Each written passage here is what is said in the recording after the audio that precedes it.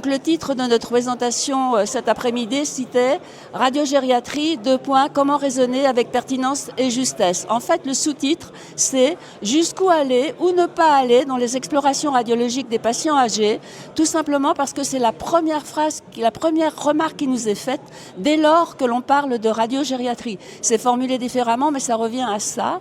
Et pour répondre à cette question, on a décidé de s'appuyer sur les questions éthiques. Pourquoi ?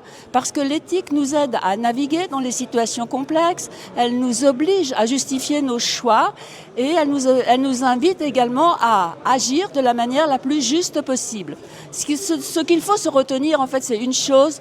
En radiogériatrie, ce qui compte, c'est l'impact, l'attitude pratique, pragmatique qui va arriver à l'issue de notre examen et donc d'anticiper. Bien sûr, les deux repères, j'allais dire, en radiogériatrie, c'est la notion de durée de vie, d'espérance de vie, et c'est également la notion des ressources, puisque les ressources ne sont pas illimitées, elles sont limitées, c'est un problème de société, doit-on tout utiliser tout le temps pour tout le monde ? Voilà, c'était en gros le premier message que l'on voulait passer, et je vais passer la parole à Viviane Scorletti, qui va nous aborder le versant philosophique de ce que je viens d'exposer. Merci Evelyne. Donc, alors que l'éthique interroge les situations de soins, la philosophie les clarifie à travers l'utilisation de concepts qui vont nous aider à mieux comprendre les enjeux liés à ces situations de soins.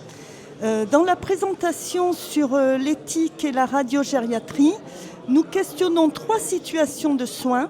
La première situation interroge le sens de la prise en charge d'une patiente âgée au scanner à travers le questionnement implicite du soignant.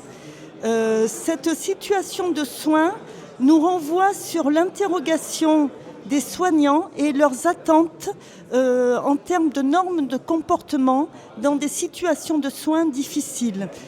Dans les 2 situations de soins suivantes, la problématique soulève le soin déraisonnable en imagerie chez le patient en fin de vie, situation de soins qui interroge et confronte la notion de temps dans l'instant du soin, notion de temps que l'on peut percevoir comme une dialectique entre l'horizon de la mort et le chemin du soin à créer. Je vous remercie.